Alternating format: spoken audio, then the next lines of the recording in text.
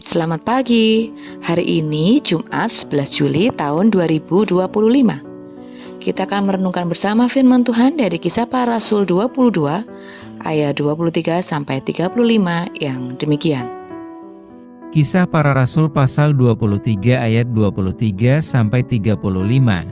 Demikianlah firman Tuhan.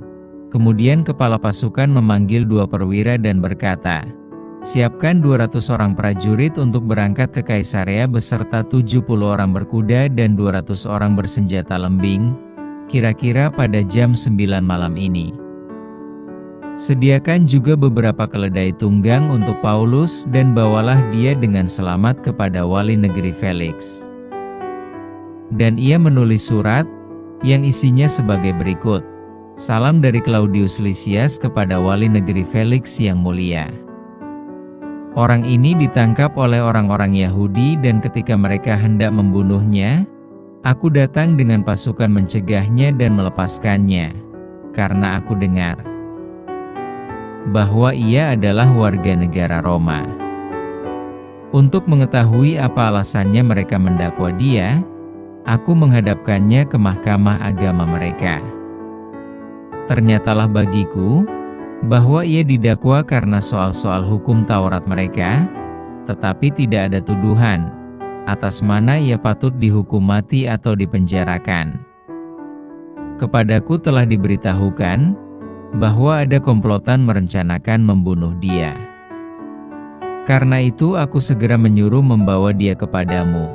Sedang kepada para pendakwa telah kuberitahukan, bahwa mereka harus mengajukan perkara itu kepadamu.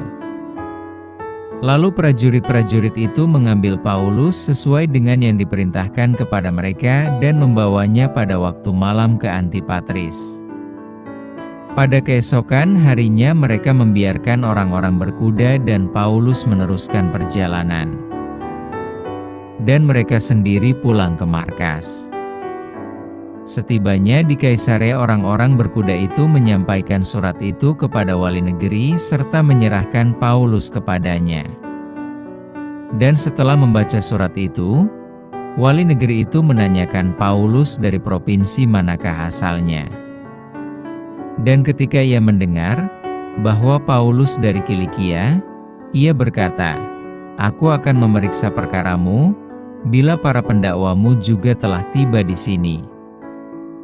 Lalu ia menyuruh menahan Paulus di istana Herodes.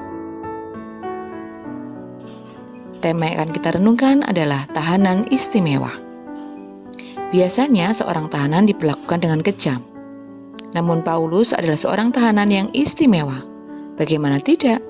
Demi menyelamatkannya, sang kepala batalion menggunakan berbagai cara untuk membuatnya terlepas dari rencana pembunuhan. Setelah kepala batalion yang bernama Claudius Lysias tahu tentang rencana pengadangan melalui keponakan Paulus, ia mengatur strateginya sendiri untuk rencana itu tidak terjadi. Dia memerintahkan 2 orang perwira untuk menyiapkan pasukan besar agar Paulus selamat ke Kaisarea. Di ayat 23-24, ia juga menulis surat kepada Gubernur Felix dan menceritakan secara mendetail perkara yang dihadapi Paulus di ayat 25-30. Setelah Paulus tiba di tujuan dan Felix memutuskan untuk memeriksa perkaranya nanti, Paulus ditempatkan di istana Herodes di ayat 31-35. Siapakah Paulus sehingga seorang tahanan dia diberi perlakuan yang luar biasa? Bayangkan saja, dia diantar dengan 200 orang prajurit, 70 orang berkuda, 200 orang bertombak dan beberapa kuda. Dia dihadapkan kepada Felix dengan surat yang ditulis sendiri oleh Claudius Lysias. Terakhir, dia ditempatkan di istana Herodes, di mana keamanannya terjamin, dan siapapun yang ingin membunuhnya, seandainya kita melihat itu semua, pastilah pikiran yang timbul adalah Paulus benar-benar tahanan yang istimewa. Memang, sepertinya Paulus mendapat perlakuan istimewa karena dia adalah warga negara Roma.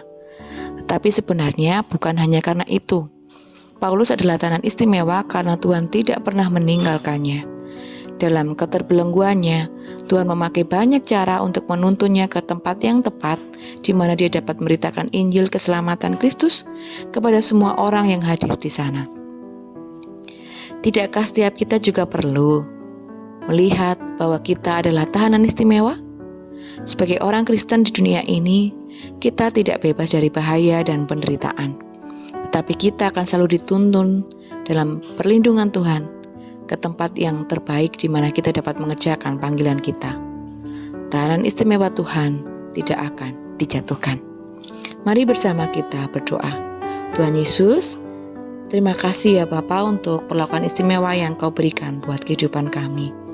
Mampukan kami ya Tuhan untuk terus mengingat bahwa Engkau adalah Allah yang tidak pernah meninggalkan kami. Dalam setiap suka duka yang kami alami, bahkan keterbelengguan yang kami alami Tuhan, Engkau bisa memakai banyak cara untuk menuntun kami ke tempat yang tepat, di mana kami boleh berada.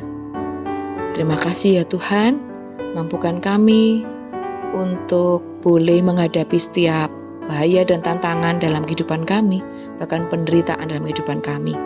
Bukan kami meninggalkannya atau lari dari itu, tapi kami dengan percaya menghadapinya. Karena Engkau selalu melindungi kami, bukan karena gagah kuasa kami, tapi karena Engkau adalah Allah yang melindungi kami. Terima kasih Tuhan untuk cinta-Mu dan pemeliharaan-Mu yang begitu ajaib. Di dalam nama Tuhan Yesus kami berdoa dan mengucap syukur. Haleluya, amin. Selamat beraktivitas, Tuhan Yesus memberkati.